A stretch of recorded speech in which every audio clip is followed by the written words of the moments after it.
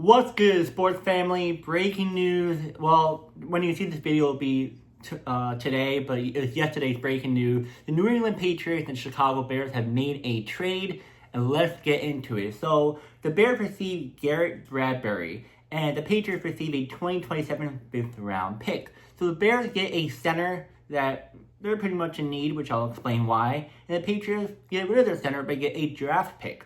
So the reason why the Bears made this trade is that Chicago suddenly needed a starting center after Drew Dolman randomly just retired.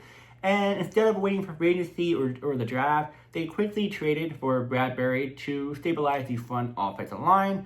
Bradbury brings experience, durability, and starting every game last season. Now the Patriots, why they made this trade? Well, two reasons why. Salary cap savings, so trading him saves about $6 million, nearly $6 million in cap space. And they also have a younger replacement already on the roster, Jarrett Wilson, a 2025 third-round pick. Is going to be taking over the center spot for the 2026 season. Wilson played center in college and already started games at the guard last season. So I'm going to give you a little information about Bradbury, what he brings to the Bears, the good and the bad, and also his recent production. Right. So right now, recent production, 17 regular season starts for New England last season, 4 playoff starts during their Super Bowl run, and known as a solid run blocker and experienced offensive line leader. Now, let's talk about the good and the bad that he brings for the Chicago Bears. The good, experience as center. Bradbury has been a full-time starting center for multiple NFL seasons, so the Bears immediately get a veteran who understands protection, line calls, and defensive look. Also a strong run blocker. His biggest strength is run blocking. Very quick off the snap, good at getting the second level, and it helps open lanes for the running back. This fits well with Chicago, who wants to run the ball more consistency. Now, third one, smart offensive line leader, center control protection calls, and communication. Bradbury has experience handling blitz packages and setting the line before the snap. And fourth one, durable player. He has started mostly every single game for the past few seasons, which gives the Bears a reliable key position.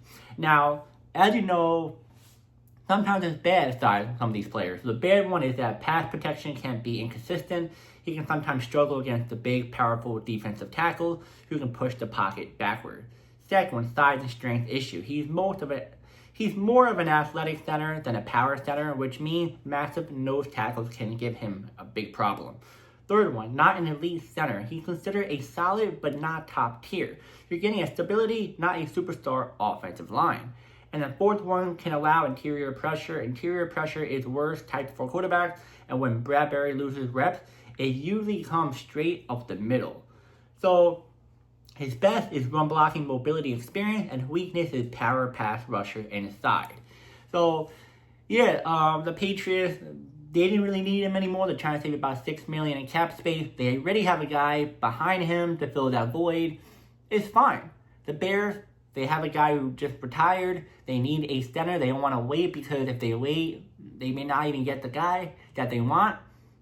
So they got one for just one draft pick. That's not that bad. Now, this is good for the Bears. They get a center who does something, but he's not a superstar like a Nick Mangold. Rest in peace, Nick Mangold. But not like a superstar center like Nick Mangold. But he does something. He does help the line. He does help the replacement. But the Bears may need to do a little bit more up front because of, the free agencies and, retirement. So it might be another guard or two to help the front line to protect Caleb Williams. Now, trying to say, as for the draft pick for the Patriots, I'm not really sure we're going to do the fifth round pick. Fifth round picks usually let's just try it. It depends on who they feel like is most best fit for the team. Not really sure what their need right now, since a lot of other teams are doing much more than what the Patriots are doing right now when it comes to filling each and every hole on their roster. But now you're going to say, who won this trade? Who lost this trade?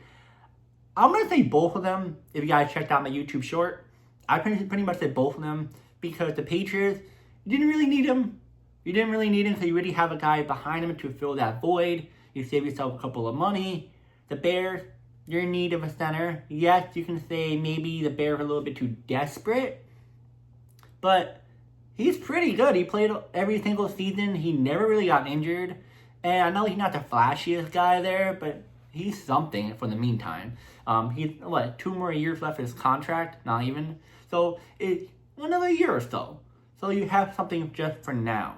And maybe, who knows, maybe he'll become a much more of a better center in Chicago. Sometimes it happens. New scenery makes the guy, not only different workouts, but different play calls. Maybe he'll make him even 10 times better center. Maybe he'll become a superstar center in Chicago. Who really knows?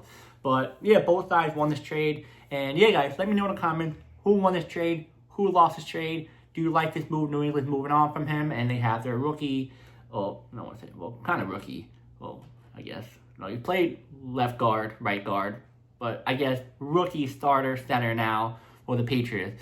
And Bears fans, do you like this move? You're getting a center finally, or what? And I'll see you guys in the next video.